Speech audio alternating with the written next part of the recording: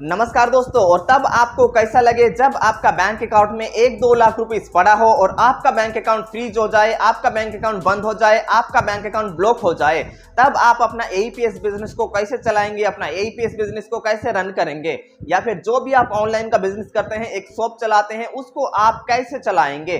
जी हाँ, कुछ इस टाइप का ही फ्रॉड आजकल मार्केट में बहुत ज्यादा हो रहा है। और इन सब का सबसे ज्यादा जो टारगेट हो रहा है वो है एक शॉप चलाने वाले, जो ऑनलाइन का दुकान चलाते हैं, एईपीएस संचालक, जिनको ये सब के बारे में उतना नॉलेज नहीं है, उतना जानकारी नहीं है। सबसे ज्यादा शिकार वो लोग हो रहे हैं।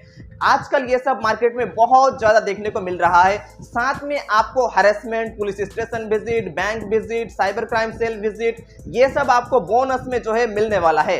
आज के डेट में जो फ्रॉड हो रहा है उसके बारे में अवेयर होकर के आपको एईपीएस के दुनिया में काम करना है।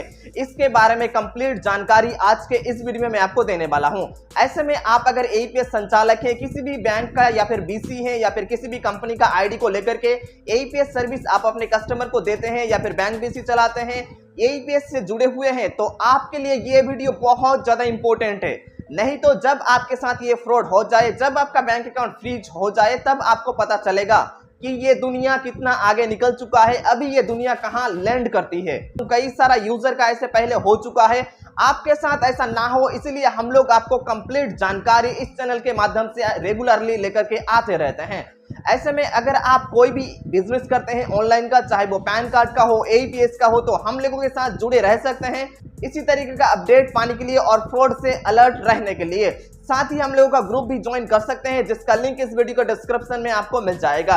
वेस्ट बंगाल, त्रिपुरा, असम से जितने सारे लोग देख रहे हैं उनको बता दूं, আমরা হচ্ছি বাঙালি, আমাদের কাছ থেকে যদি কোনো সার্ভিস নিতে চান বাংলায় কথা বলে নিতে পারেন।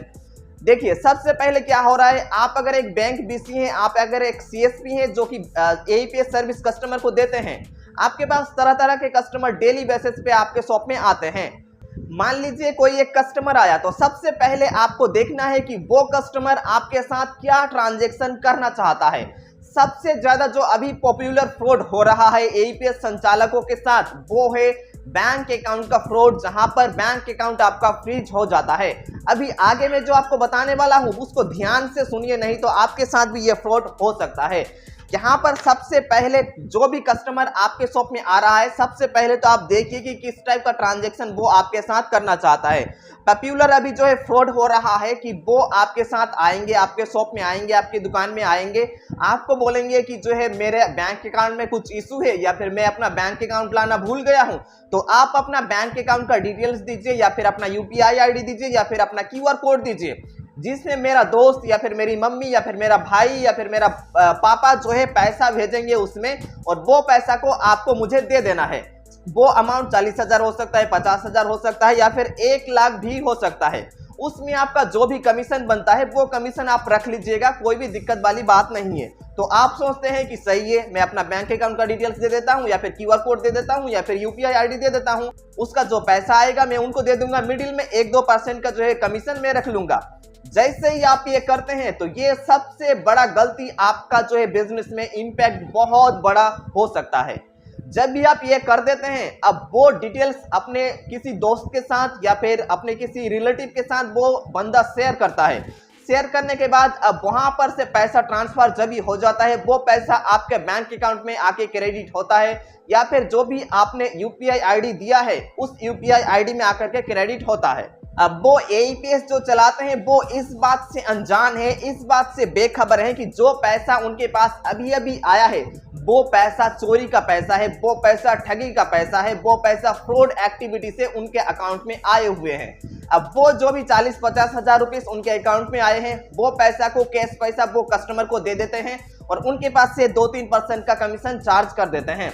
ये होने के बाद अब वो कस्टमर चला गया, अपना घर चला गया। अब आप भी अपना बिजनेस को कंटिन्यू करने लगे। 2-3 दिन बाद जब आप सेटलमेंट करते हैं, या फिर जब आप अपना बैंक अकाउंट को चेक करने जाते हैं, तब आपको पता चलता है कि आपका बैंक अकाउंट फ्रीज हो चुका है, आपका बैंक अकाउंट बंद हो चुका है, जिसके कारण ना ही तो आप उसमें कोई ट्रांजैक्शन कर सकते हैं, ना ही वो पैसा निकाल सकते हैं।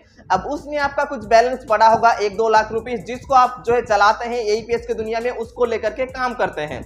अब जब आपका अकाउंट ब्लॉक हो जाए, आप बड़ा टेंशन में पड़ जाएंगे। अब बैंक से आप जब बात करेंगे तो बैंक आपको बताएगा कि जाकर के बात कीजिए साइबर सेल में या फिर साइबर क्राइम में या फिर पुलिस स्टेशन में। जब आप पुलिस स्टेशन में बात करेंगे तो आपसे पूछा जाएगा कि ये जो अमाउंट आया है आपके खाते में, ये अमाउंट फ्रॉड का अमाउंट है, आप कैसे फ्रॉड किए, या फिर आपके अकाउंट में जो भी अमाउंट क्रेडिट हुआ है वो पैसा किसी दूसरे का चोरी कर करके लिया गया है, इसलिए आपका बैंक अकाउंट को फ्रीज किया गया है।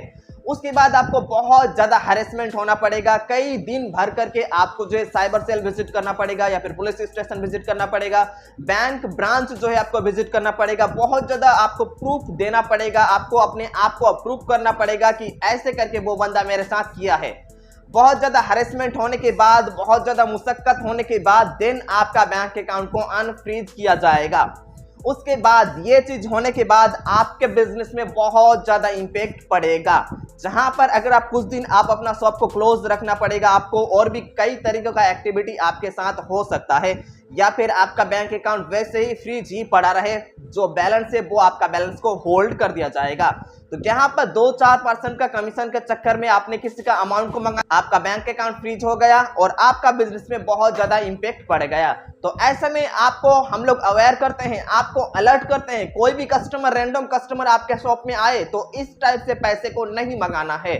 जिनको आप जानते हैं, पहचानते हैं, आपके लोकल हैं, उनसे ही इस टाइप का ट्रांजैक्शन आपको करना है।